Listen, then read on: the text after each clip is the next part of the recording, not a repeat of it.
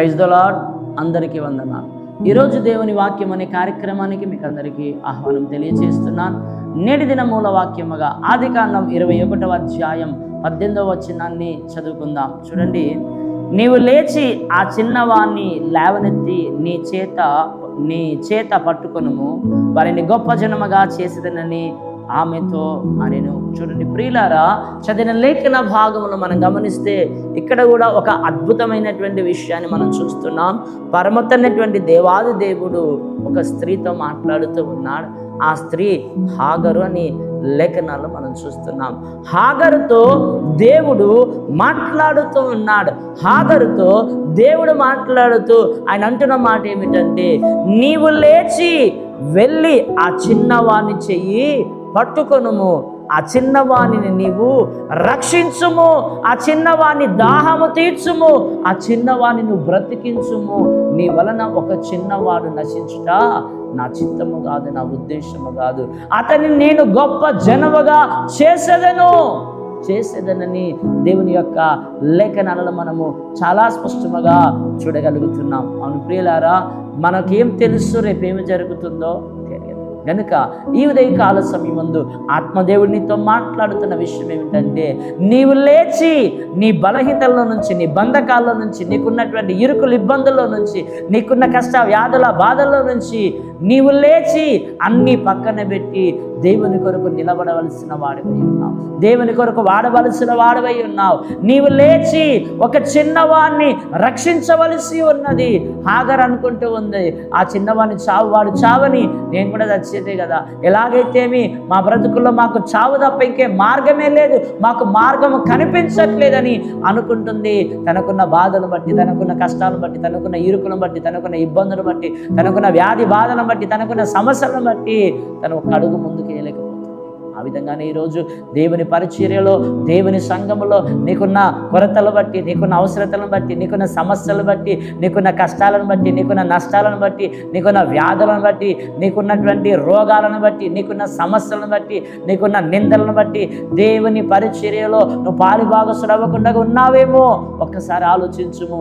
ఆ స్త్రీతో దేవుడు మాట్లాడుతున్నాడు, ఇదిగో నువ్వు లేచి ఒక కుమారుని రక్షించు, అతడు గొప్ప జనమవుతాడు.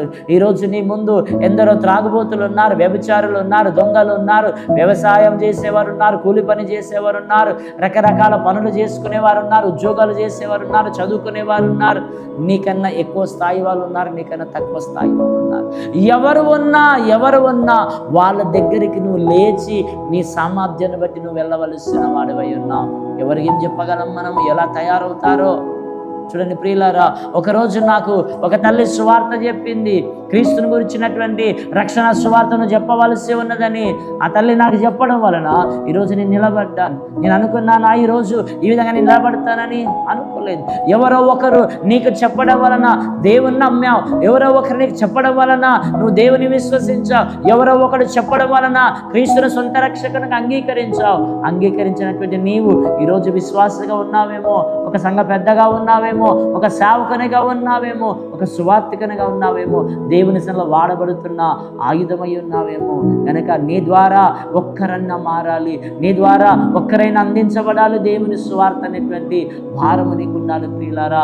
చూడండి, ఆమె లేవకపోతే ఒక కుమారుడు చనిపోయేవాడు. కనుక నువ్వు లేచి పట్టుకొనుము.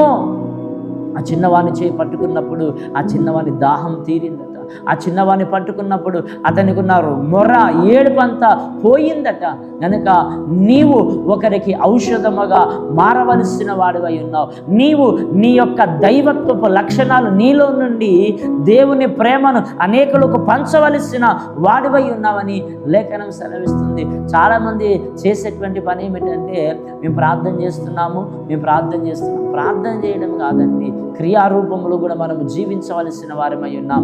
యెహోషువ మోకాళ్ళు వంచి అయ్యో ప్రభువా అని చెప్పి యెహోషువ గ్రంథం 7వ అధ్యాయం 10వ వచనంలో మనం గమనిస్తే వాక్యం సెలవిస్తుంది, యెహోషువ నువ్వెందుకు ప్రార్థన చేస్తున్నావు, లేచి వెళ్ళి నీ పాలెమును పరిశుద్ధముగా ఉంచుకో, తర్వాత ప్రార్థన చేయన్నాడు. ప్రియమైనటువంటి వారులారా, మనము లేచి నశించిపోతున్నటువంటి లోకాన్ని, నశించిపోతున్న కుటుంబాలను, నశించిపోతున్న మన తోటి సహోదరులను మనము రక్షించుకోకుండా ప్రభువా అని ఆయన పాదాలు పట్టుకొని వేడుకొనట వ్యర్థము. కళ్ళ ముందు ఎందరో నశించిపోతున్నారు కనుక ప్రభువా, నశించిపోతున్న వారి కొరకు నా మాటను మార్చుము, నా ప్రవర్తన మార్చు, నా జీవితాన్ని మార్చుము. మాటలాడడానికి నాకు శక్తి లేదయ్యా, నాలో మీరు ఉండండి అయ్యా, నాతో మీరు ఉండండి అయ్యా, నా నోటిని మాటలు ఉంచండి అయ్యా అని ధైర్యంగా అడుగుల ముందుకై ఆయన నిలబెట్టి వాడుకుంటా.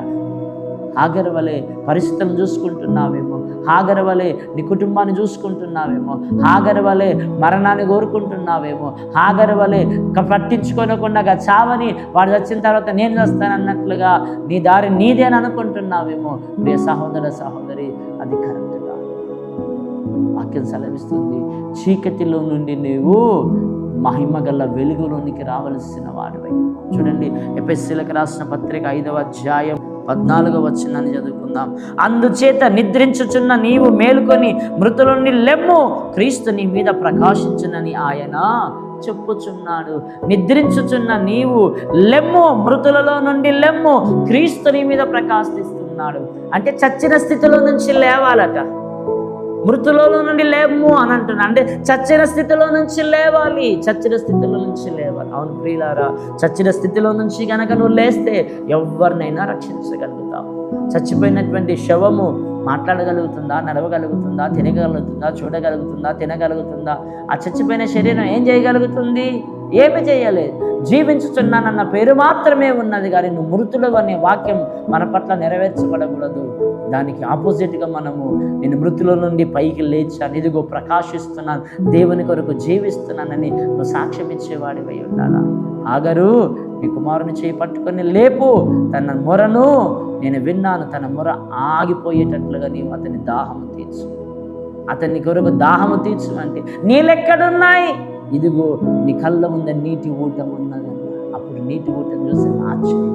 అవును ప్రియులారా, నువ్వు నిలబడితే ఆశ్చర్యమైన కార్యాలు చూస్తావు, నువ్వు నిలబడితే ఘనకార్యాలు చూస్తావు, నువ్వు నిలబడితే దేవుడు అద్భుతంగా నిన్ను వాడుకుంటాడు. ఆయన కృపా వరములు ఇచ్చి, వాక్ శక్తినిచ్చి, ప్రార్థన శక్తినిచ్చి, విశ్వాస శక్తినిచ్చి, అద్భుతములు చేయి శక్తినిచ్చి, దేవుడు ఏ విధంగా నేను నిలబెట్టుకుని వాడుకోవాలో నీ ప్రార్థన విశ్వాస జీవితాన్ని బట్టి ఆ విధంగా నిలబెట్టి వాడుకుంటాడనే విషయాన్ని లేఖనాల్లో మనం చూస్తున్నాం.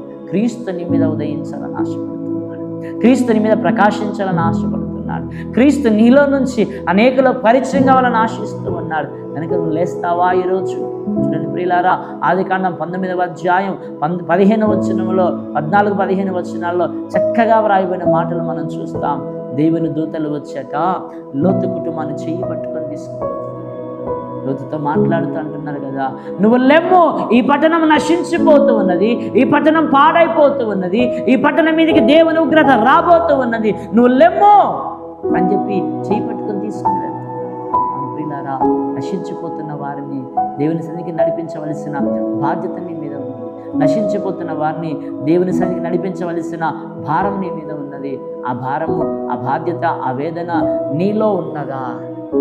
కుటుంబ సమస్యలు, అప్పుల సమస్యలు, పిల్లల సమస్యలు, ఆరోగ్య సమస్యలు, అన్ని భారాలు హృదయంలో మోస్తున్నావు.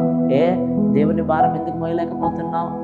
దేవుని స్వార్థాన్ని భారం నీలో ఎందుకు లేదు అంటే మృతుల్లో నువ్వు లేవవలసిన వాడివై ఉన్నావు. మృతుల్ని లేస్తే ఆ భారం నీ మీద పడుతుంది. అప్పుడు ఆ భారం నువ్వు మోస్తావు, నశించిపోతున్న వారిని ఆయన సన్నిధికి నడిపిస్తావు. అటు భాగ్యం తిరిగి దేవుడు మనకిచ్చుకున్నాడు. ప్రార్థన.